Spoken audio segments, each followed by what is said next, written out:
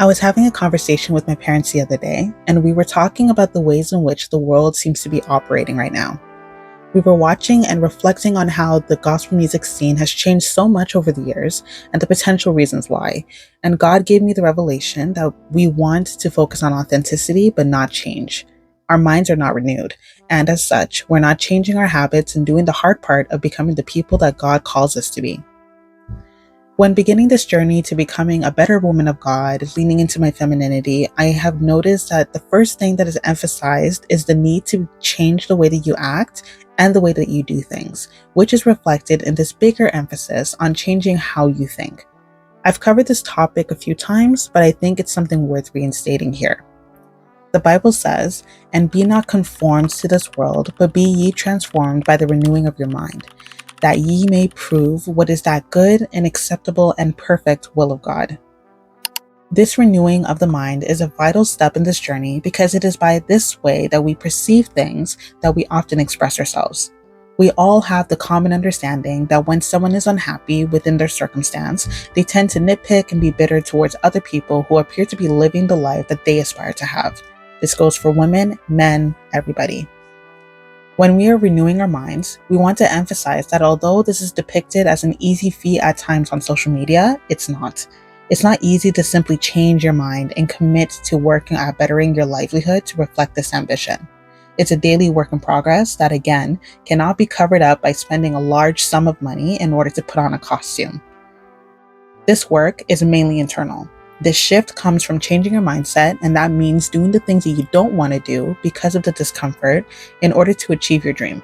But remember, change must have discomfort in order for you to change. Change must encourage change. It's like when we were having growing pains growing up. The pain that was there simply reminded us that we were growing up. Likewise, the pain that we go through during this journey is a reminder that we are growing.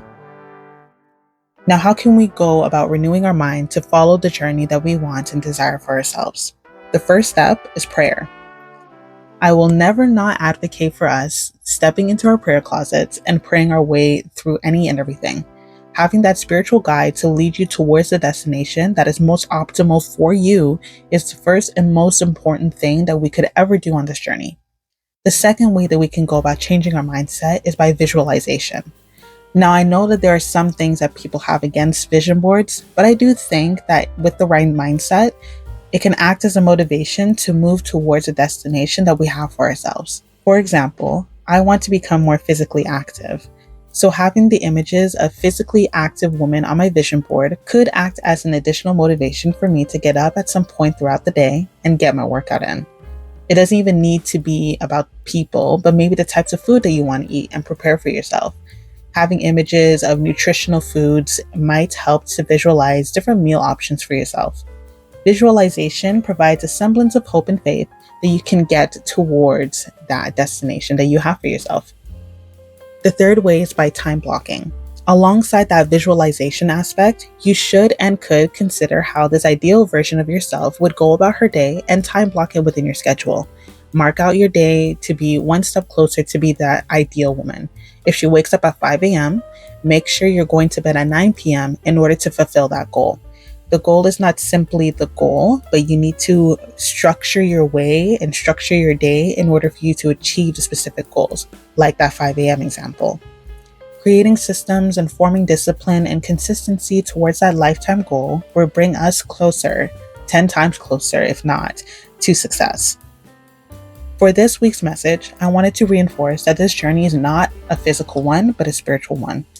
It is a mental one that we must work at every single day if we want to achieve this construct of femininity. That we must work hard to see our success.